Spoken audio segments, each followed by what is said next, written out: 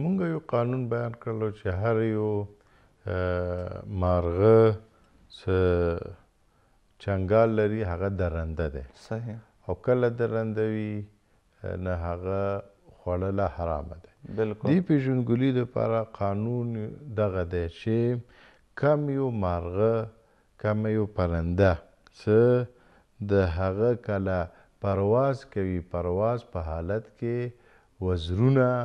که هغه ډېر وزرونه وهلو کې وزر کم خوڅوي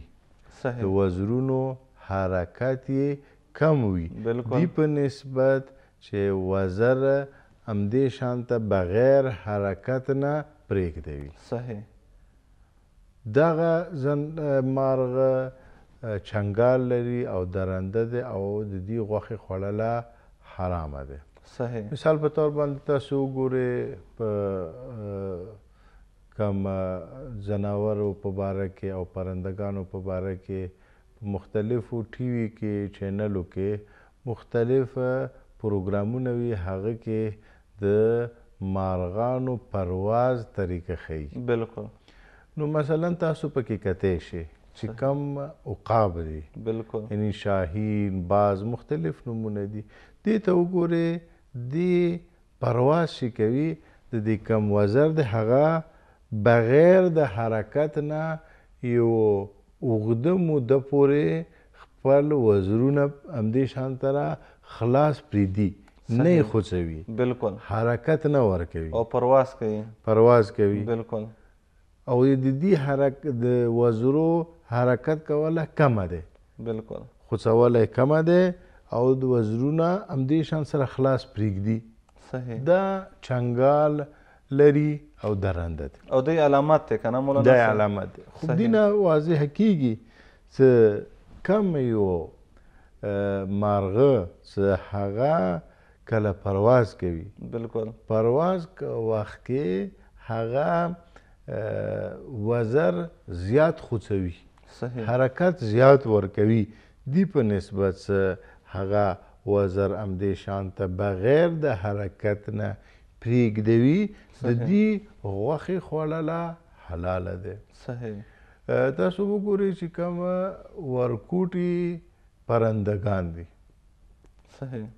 چې کوم ورکوټي پرندګان دي نو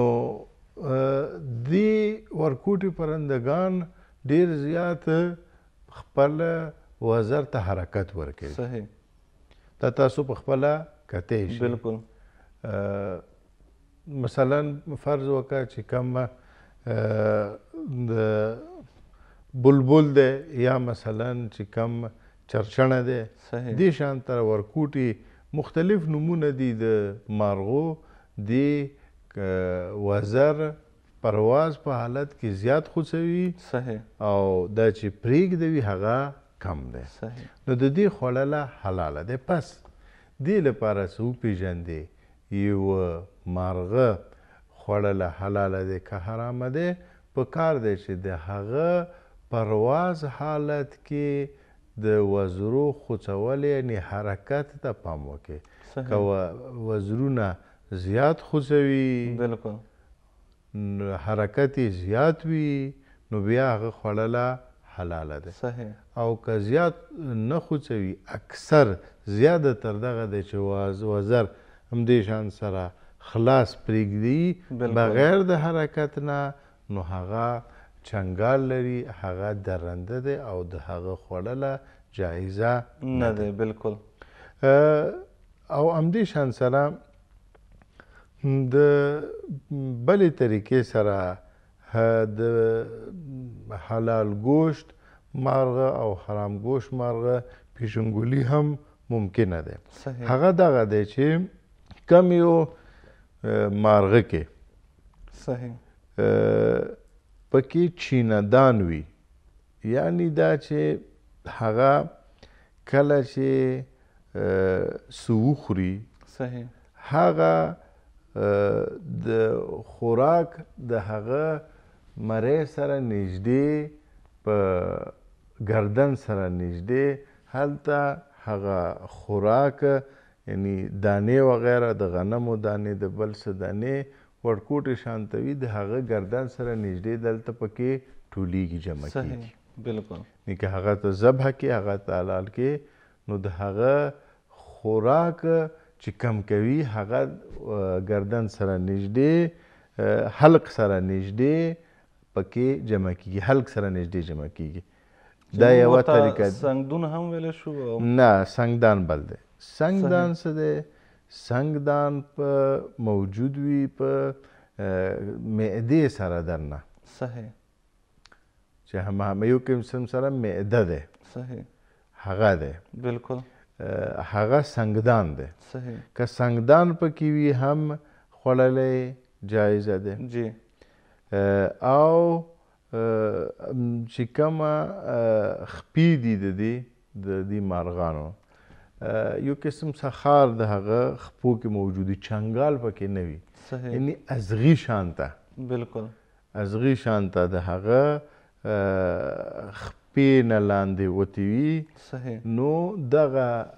درې نښې پکې موجودې وي هغه خوړله هم حلاله دی او دا حلال گوشت دا حلال گوشت دی ګورې مثلا باز ته که تاسو وګورئ د باز په خپه کې